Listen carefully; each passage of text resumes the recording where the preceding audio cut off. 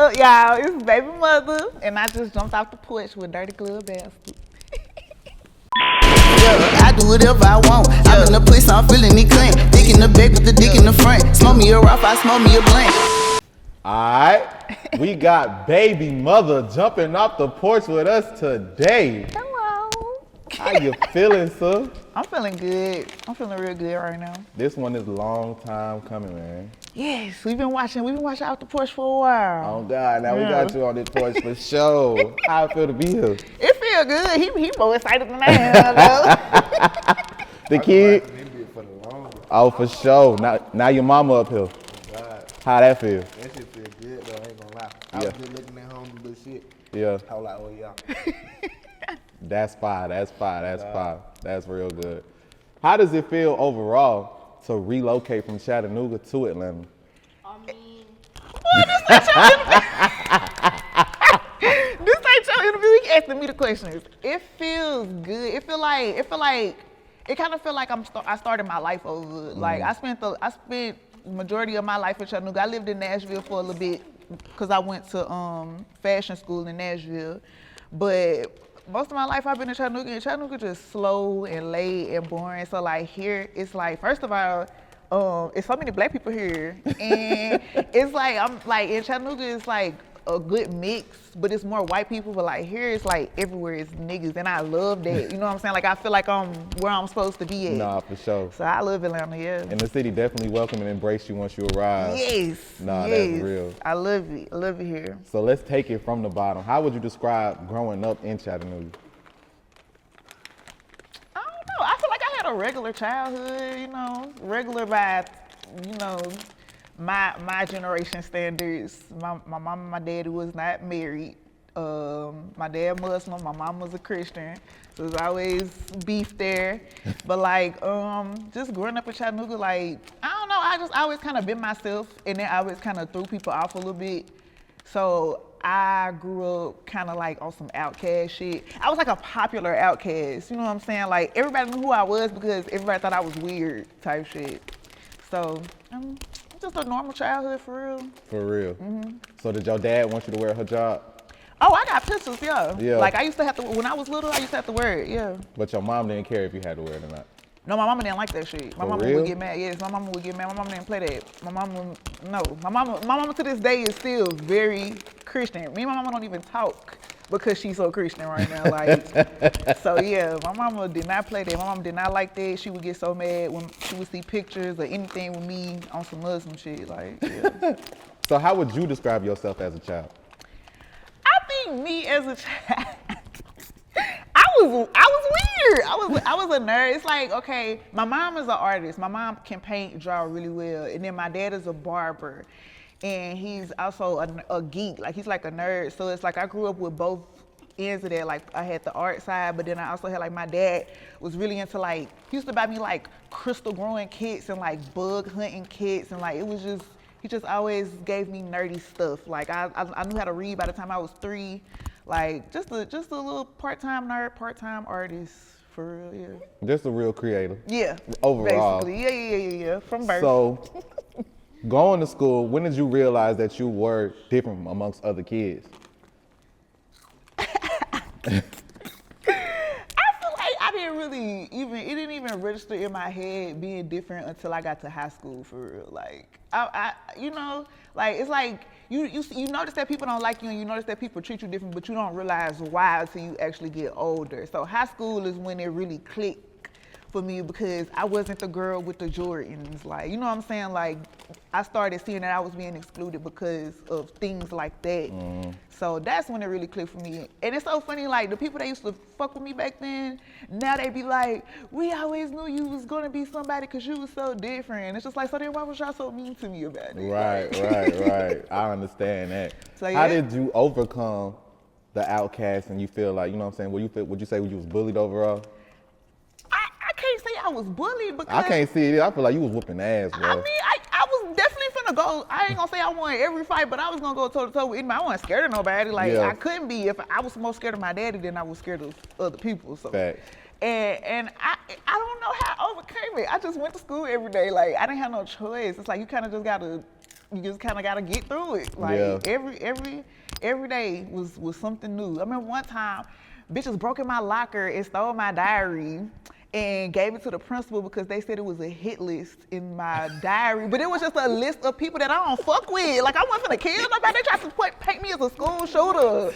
Like, yeah, it's just like, it was just shit I had to deal with, and I just took it on the chin every day. Came to school. If I had to fight that day, I had to fight. If I got my ass beat, I got my ass beat. If I won, I won. I was just living. Real spill. Yeah. What do you mean? This reminds me. My classmates get my diary to the teacher. Why you didn't tell me about that? Because I wasn't at school at the time.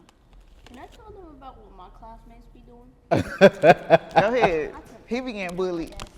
I swear, my classmates have to be racist. Because they call me a monkey. They freaking say they don't care about slavery and shit. Like, bruh. But the kids are black. They are black. Yeah, they're black. So yeah. You got a cool ass mama. You ain't gonna have nothing to worry about once you get older. I promise you that. How does it make you feel to know that you are this figure amongst your kids and you don't hide anything from them? I mean, it's fun. Like, I feel like, in a way, it's a double-edged sword because sometimes I feel like they don't respect me as much as they should. Like, they don't listen to me as much as I would like sometimes. But I think it's because I have such a friendship-based parenting relationship with them where sometimes it's just like they don't even take me serious because I feel like sometimes they don't know when they're supposed to take me serious. So right.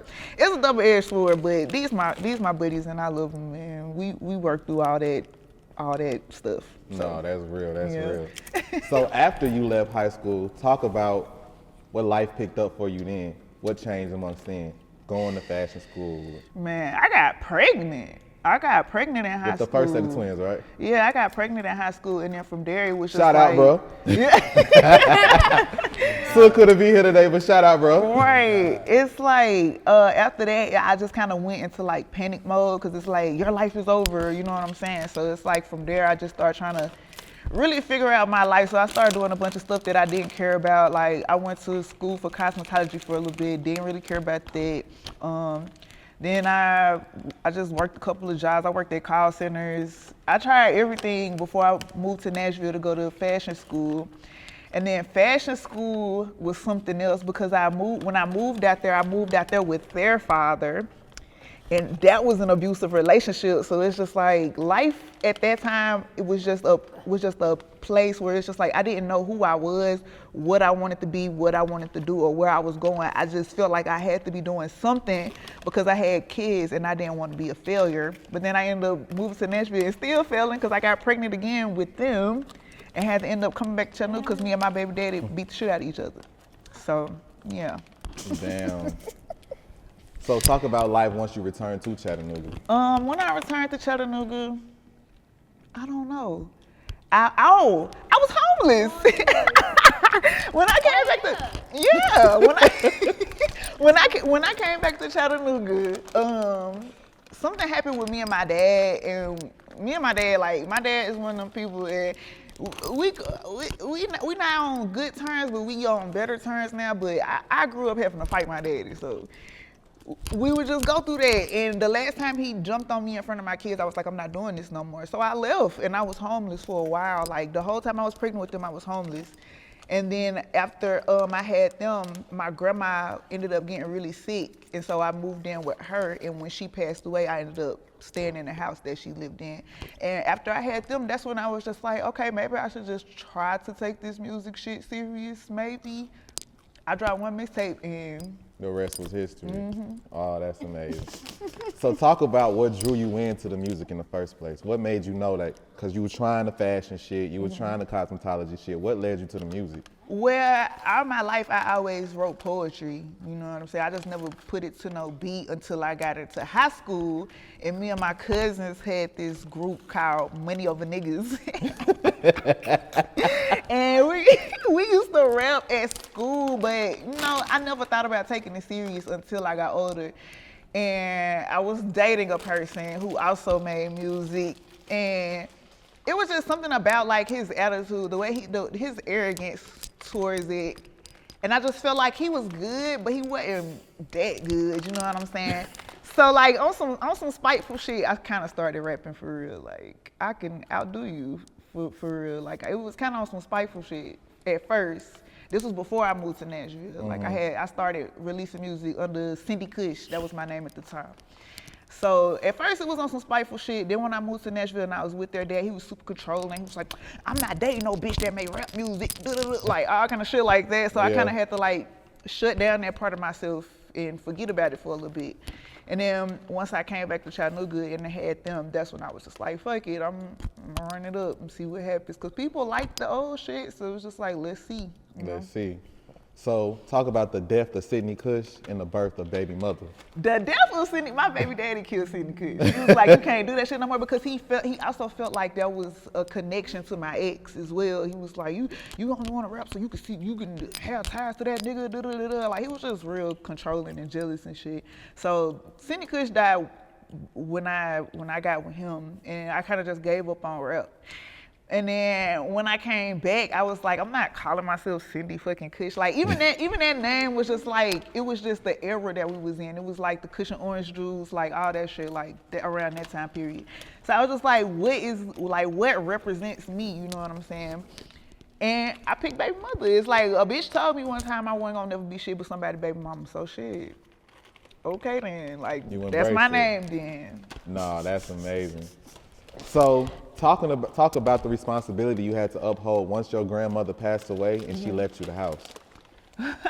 So one of the things that people don't, I'm gonna say people don't because that's what it felt like to me the whole time, is when you have like a situation where you're not renting, everything falls on you. The house was already falling apart when my grandma was dying, and I can't fix houses, you know what I'm saying? So my dad was my next door neighbor, but he didn't seem like he cared about fixing the house that much. So I just kind of had to live in a shack for a while. Actually, I lived in that house for a long time. I created most of my art in that house. You know what I'm saying? Like that place have a special place in my heart, but it just traumatized me so much because I was always judged based on my surroundings, and it was just like, if I could get out of here, I would, you know what I'm saying? But I was stuck. I was really stuck there, and I'm so happy I left, man, because before I left, we had like a real bad black mold infestation in the house, and it killed my cat, and that was like the last straw, bro. It was the last straw. It was like everybody want to come through and judge, but nobody want to help, you know? I'm gonna get emotional. Oh, it's all good. It's all good. Cause I really made it out of that, so I can't even really dwell on it too much. But that was a very hurtful time in my life. That's why I did that fader spread in that house, because I was just like, everybody just judged me so much. Like I'm gonna just put it out there, you know what I'm saying? So can't nobody say nothing. There's nothing that nobody can say because I put it out there. Like you can't hold it against me. That's my cross to bear. You know what I'm saying? So. Yeah, that was a lot. That was a lot of responsibility that I couldn't even afford to be responsible for. So I was just making the best of what I had at that point. Yeah. But I feel like that's what gravitated people more so towards you, because you did not hide anything. I think it did too. It's like it's parts where I regret it because I feel like, you know what I'm saying? Like people to this day still look down on me, but I don't even think it has nothing to do with that. I think it's just because I'm from the South. Like, you know how they treat Southern artists. They act like I'm beneath them sometimes. So I understand. So talk about like you saying, the birth of Bbymutha, 2 sets of twins, naming yourself Bbymutha. What did you feel like was the mixtape that gravitated everybody towards your art for real? Like, oh, she's nothing to fuck with. I don't even think it was a mixtape. It was that damn Rules song. It was there Rules. We go. It was Rules. That shit went crazy for no reason. Like not no reason. You was spitting facts. Okay, but I'm just like looking back on that song is so ass. No. Like it's ass. Like it's literally just me venting. Like that wasn't even so. I wasn't expecting that song to do good at all. Like I was really just trying to piss a nigga off that pissed me off. That song was really for him. I put it out, yeah, but I didn't think it was gonna leave the city limits or nothing. Like that was just some Chattanooga drama, you know what I'm saying? that shit went crazy, and I'm just like, ew. Like, even to this day, I be like, please kill me. Like, I don't want to play that song. I don't want to perform that song. I don't want to hear that song. I hate that song. Yes, that song is basically a bad memory. You know what I'm saying? Like, the stuff that I was talking about, that song really happened to me. So it's just like, it'd be so crazy being an artist because people really want you to like turn up to your trauma with them. Like, no. But I definitely think you had said some important messages in the song. You can't give your pussy to a nigga who's not used to getting pussy, because that pussy gonna be everybody's business. Yeah. Yes, that song. Yeah, and I feel like in a way that song kind of ruined my. I don't want to say it ruined. I just feel like I lost a lot of fans once I started growing and to like filling out who I was as an artist and figuring out my flows and how to like get into different pockets. Because I remember back then people used to try to say I rapped off beat. No, it was they was behind. They was late, yeah. So it's like once I got cozier with microphones and cozier in the studio, and I feel like I've grown so much as an artist, and people still be like, play that shit you made 10 years ago, and it's just like, with all this better shit out here, please, like move on, grow up. I grew up, you should grow up with me, like. Exactly. Yeah. Talk about lately with Rico Nasty. I don't know what to say about it. It was a cute moment. I don't even remember how that shit happened. I think Rules went viral and she followed me, and I only knew about her because my oldest daughter liked her or whatever. So I fucked with her because, I don't know, for me it was just like, for my little girl, like, okay, where Rico Nasty was for my kid is what Khalees was for me. You know what I'm saying? Like, to be able to see some alternative black girl doing her shit, Rico is hard, you know what I'm saying? I think she just DM'd me one day and we ended up doing that song together. But that's it. It's no story or nothing. It's just, it was a cute moment. I love the song still. Piped up with her and everything at Fatal Fort. Yeah, she was cool. Yeah. I don't keep in touch with her. I don't talk to nobody. I learned real quick in this music shit. Yeah, just keep it to yourself. Like, just stick with your people. Yeah. She ain't do nothing to me or nothing, but I just see how people move, and I see how fake everybody is, and I see how. You were just traumatized by previous experiences, that's all. Well, continuous experiences, because it ain't stopped, but I just know that in this era, like, you know, you gotta understand, I started rapping when it wasn't popular to be a female rapper, you know what I'm saying? Like, niggas would deny me, they wouldn't even sell me beats. You know what I'm saying? I don't want no girl on my shit. Automatically assuming I'm whack because I'm a girl, you know what I'm saying? But that changed. And because that changed, it's like this whole myth of female rap unity became a thing. And so it kind of like forces you to play nice in people's faces, even if I don't know this girl. People thought me and her were like friends. And I'm just like, I don't know her. And it kind of frustrated me because it was just like. People expected so much out of y'all making this song. Yeah, so it's like I kind of had to like, unfortunately, separate myself. I don't really attach myself to other people because people will make that shit a thing. And it's not that I don't want to be cool with people, but I'm not gonna pretend like I'm cool with people to satisfy an audience, you know what I'm saying? So yeah, I just, after that, I still work with people. I work with anybody, you know what I'm saying? But I just feel like it should always be organic. And the fans will try to force some shit on you. Like, if I took a picture with Flo Milli, when is the collab coming? Well, like, damn, I can't just say, hey, I can't be a fan my damn self. Just because I make music don't mean I'm not a fan too. I like all the girls for real. That don't mean I want to do a song with them or have to do a song with them. The song might not even be good. Like, y'all just asking for stuff. Everybody think they an A&R. It's weird. That's funny. Yeah. So talk about Stupid. Split a bitch legs. Oh yeah. See, I do songs so old. I be like, what? Oh. It's so much we gotta go through. It's like so many tapes. Yes. Stupid is still one of them songs that I will still perform to this day, just cause it's that good. I still play Stupid. I still play Stupid. That's one of my favorites of the OG songs. Yeah.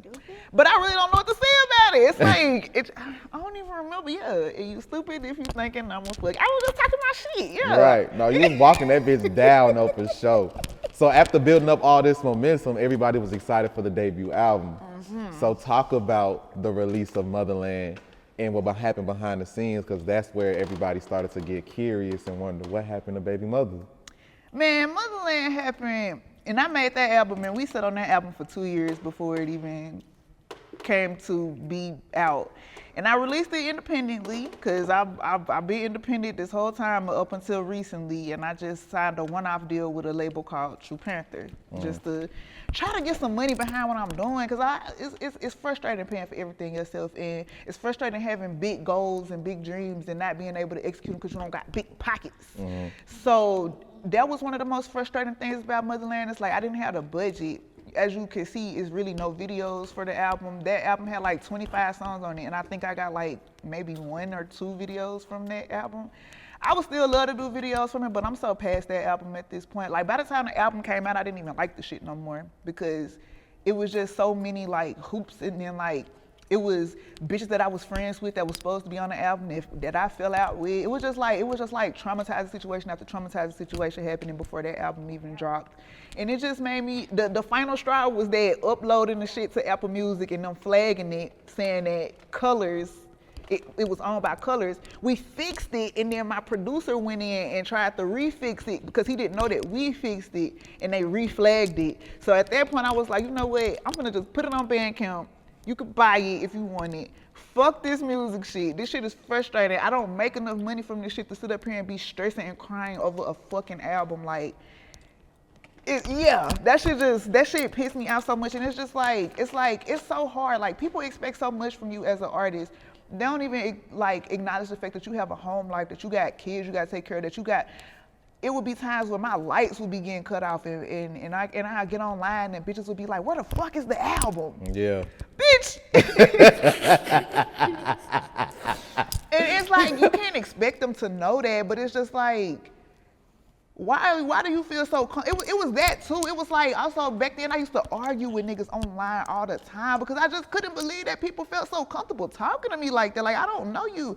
I would never get in Beyonce comments and be like, bitch, where the fuck you at? Like, I don't know that lady. Right. And it's like, there's like this sense of familiarity online that people have, and they treat you weird. And all of that just rolled up into one. That shit just had me frustrated, and I was just like, I don't want to do this shit no more. Even to this day, I still have that thought. I'm at a point now where I'm just like, what's next? You know what I'm saying? Because music is just so, the industry is just so vain, and everybody's so self-absorbed. The managers want to be famous. The managers want to be bigger than the artists. You know what I'm saying? It's just like, she preaching. Everybody just trying to get in where they fit in and figure out how they can come up off of you. And I don't operate like that. I don't move like that. My heart too big for business. I really feel like that. Like my heart too big and my soul too pure to be a businesswoman. I'm not a businesswoman, bro. I'm an artist, and that's it. I want to make this shit, put it out, create visuals for it, and then going about my merry way. Yes, I would like to receive compensation for my work, but I don't want to sign no contracts and do all this and license this and license that. Like that shit gets so frustrating. I get so anxious once motherfuckers start talking about metrics and numbers. Like, I don't give a fuck. I don't be giving a fuck about that shit, but they want you to. They make you have to. And so it just get frustrating. I be wanting to quit music once a week. No, I can definitely understand. It's frustrating because you're in a position where people are always talking business, but it's truth be told, capitalism. Everybody's trying to capitalize off you or what you're doing or what you bring to the table. Yes. So it's very frustrating and heartfelt when you're a genuine person just being genuine yourself.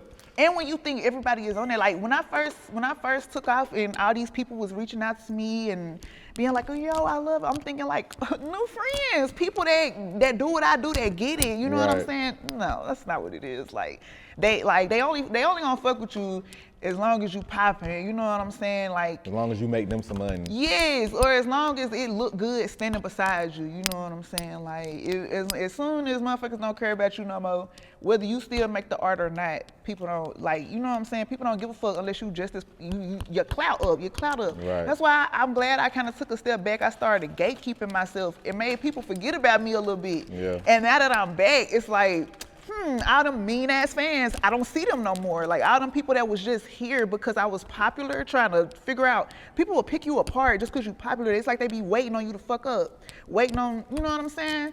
Once I went away for a little bit, then I started putting out my shit behind a paywall. So only the motherfuckers that really supported me was actually getting to it. All that shit fell off and died. I don't give a fuck. I could have 10 fans. I don't care.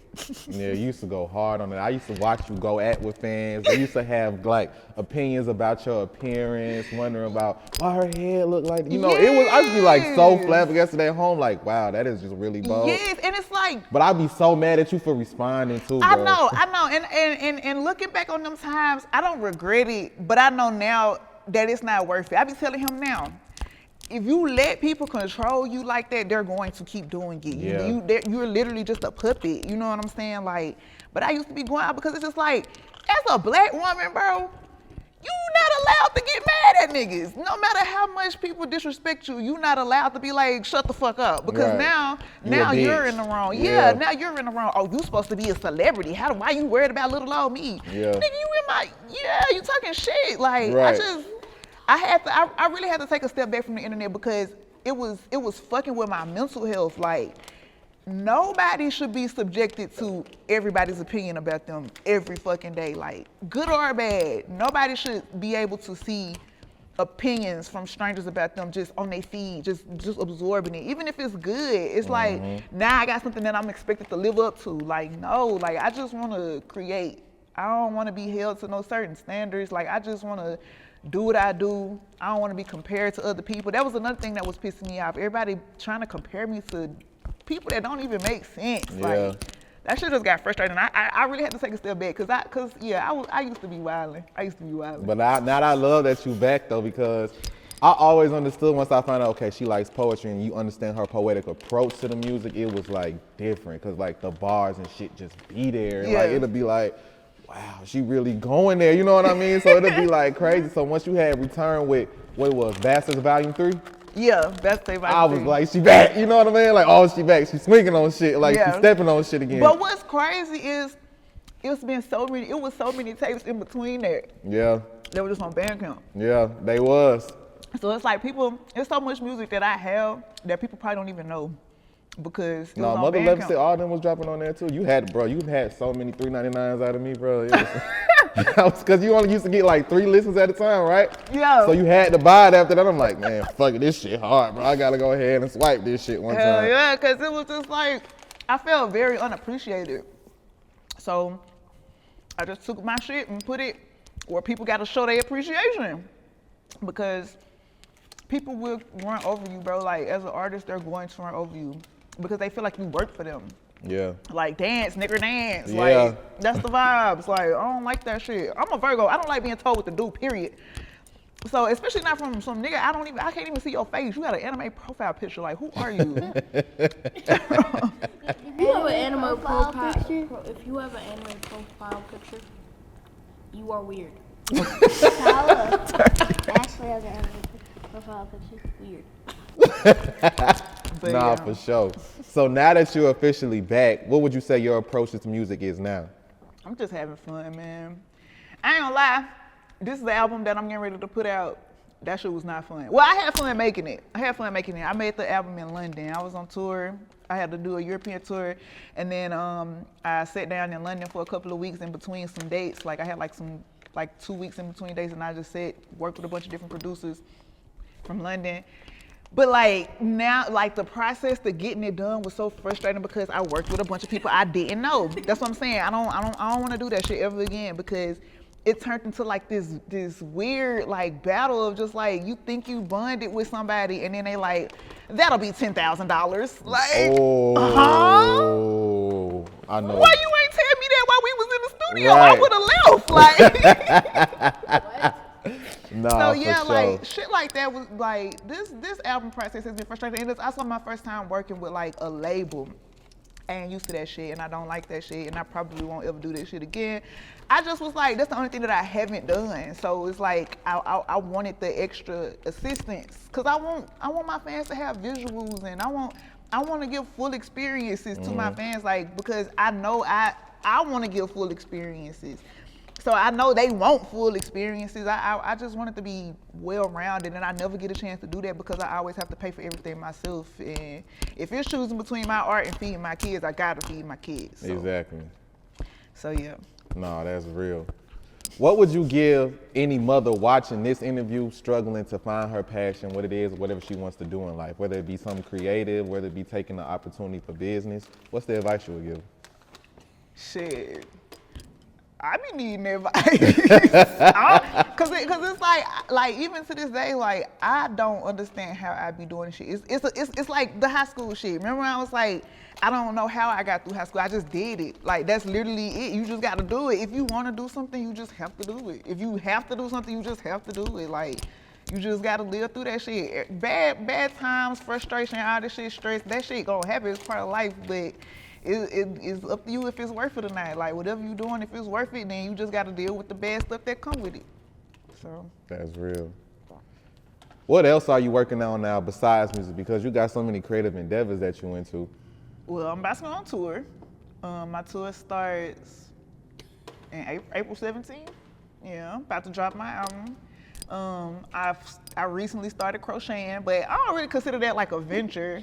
Cause I really just make stuff for myself. I don't really plan on selling it. Like I do like little pop-ups where I make like little scrunchies and little hats and stuff, but I'm tired of monetizing my passions, bro. Like I'm so tired of having to sell everything I make and every idea I have. I'm so tired of having to put it on the market because, like I said, I'm not good at that. I get overwhelmed easy. I forget things a lot. I have ADHD real bad. It's so easy for me to get distracted and you know what I'm saying? I'd rather just make stuff because it makes me happy, not make stuff because I gotta make money off of it. Because then it turns into a job. Yeah. And I don't like working. It's your birthright not to like working. Yes, I don't want to work, and it's like once you include people, then you have to succumb to the people. Like you gotta pay them. You have to do what they want you to do. Yeah. Like, oh, I want this, and I want like you. No, I don't like that. I don't like that. You know. Nah, just take my shit for what it is. Yes. So from now on, it's just like if I want to sell something, if I need some extra money and I make some stuff that I have and I can, then that's okay. But I'm not trying to start no businesses. I'm not trying to do nothing else. I learned my lesson with all that shit. Everything that I monetize, I end up hating. So I'ma just keep it cute, do me.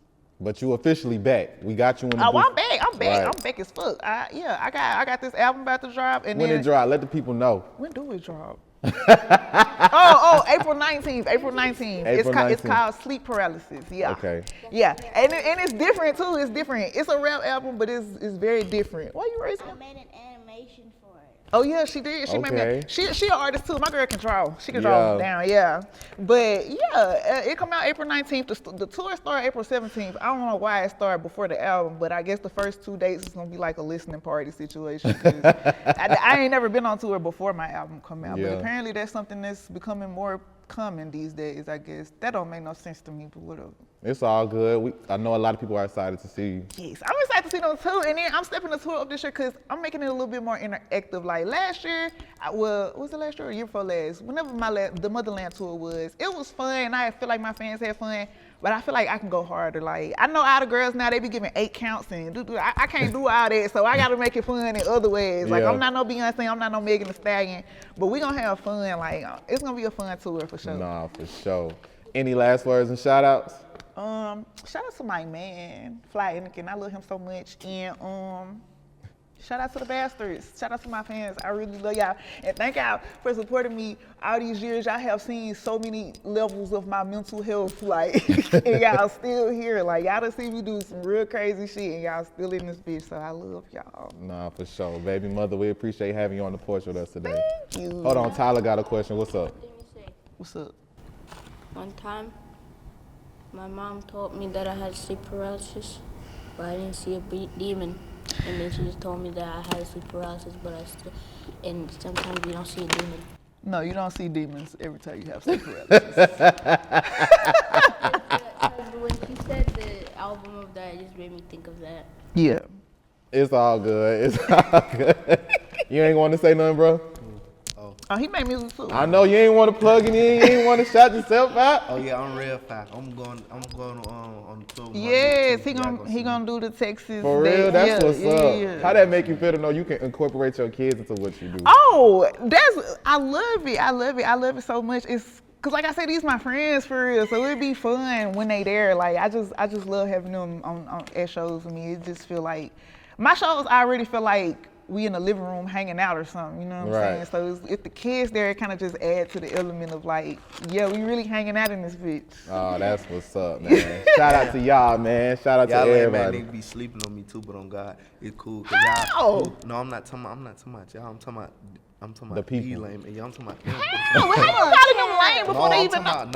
I'm not talking about these people. I'm talking about the niggas who you feel me, who I was fucking with, but I ain't fucking with them no more. Cause Oh, you mean like I'm talking about fake them lame, man. friends? Yeah, them lame. Not you taking this opportunity to diss They people. gon' hate this shit. They gon' hate this shit when they pop though. We're not doing that. Y'all go check them out on motherfucking Mon Duke's tour. We gonna pop shit. Okay.